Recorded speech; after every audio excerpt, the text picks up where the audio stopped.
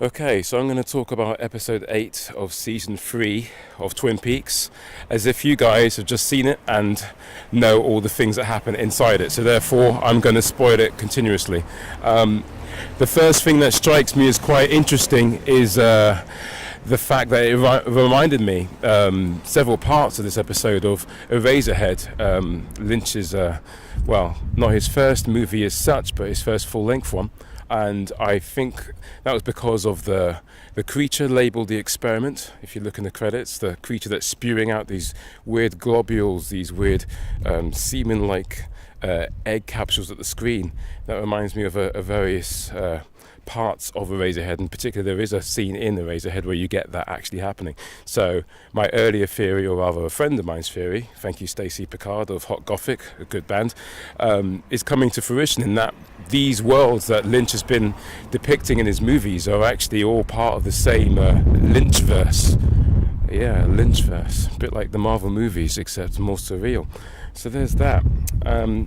There's the Soot Ghost, that's what people are calling him, or the Woodsman, as they're credited. They come about, they're running around, bringing evil Cooper back to life. Who knows where these creatures have come from? I mean, it's kind of suggested that they're from the convenience store, which is a place which is kind of part of the Black Lodge.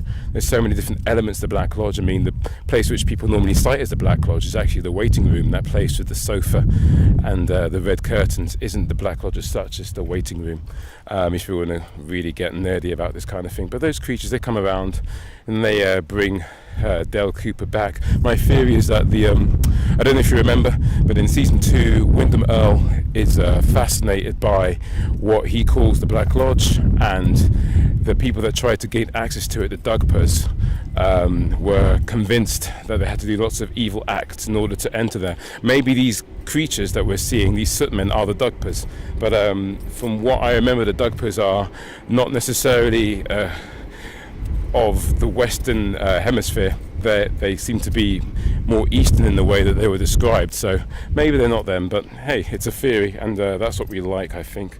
What else is there? So yeah, the convenience store. It seems to be something that has, over time, gathered not just one but two stories ever since the nuclear test went off.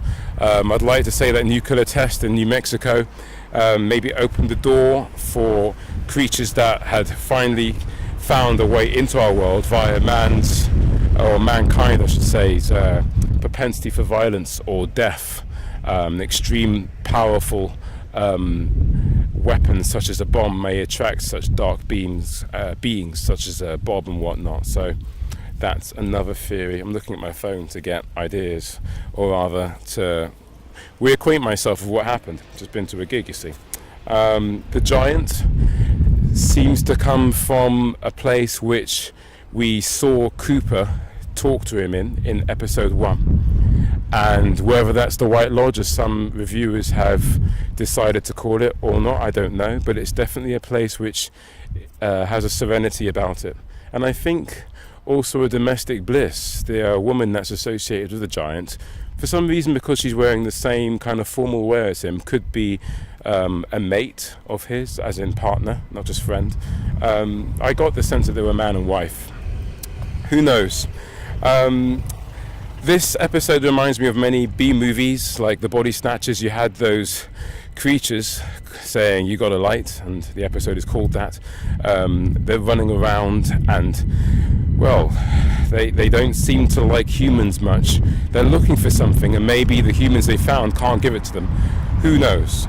But it's definitely got that B-movie vibe, not just because it's in black and white, not just because it's set in that time, but because they seem to be quite invasive creatures. And who knows, I was struck upon the idea that sometimes if you see something you don't quite know how to process it, your mind will fall back on various other images in order to fill in the gap.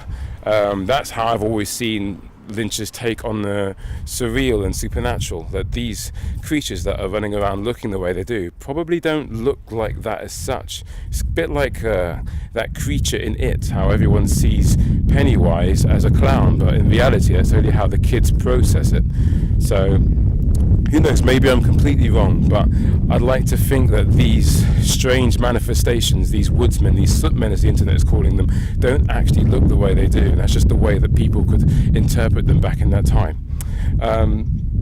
So what else is there? That weird creature, I think that's what I'll end on. The weird creature that comes out of the egg, the eggs obviously coming from the experiment as it was credited.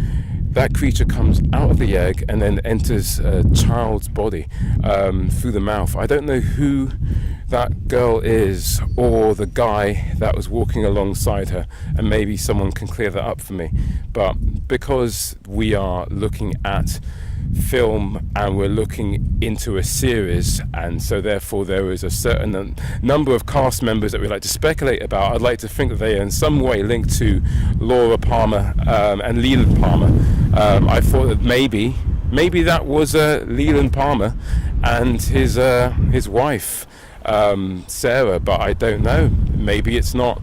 I can't remember. There was a lot to take in. This has been strange. There is more to say, but I'll leave that to others, and I'll leave that to your comments. I'll see you next week.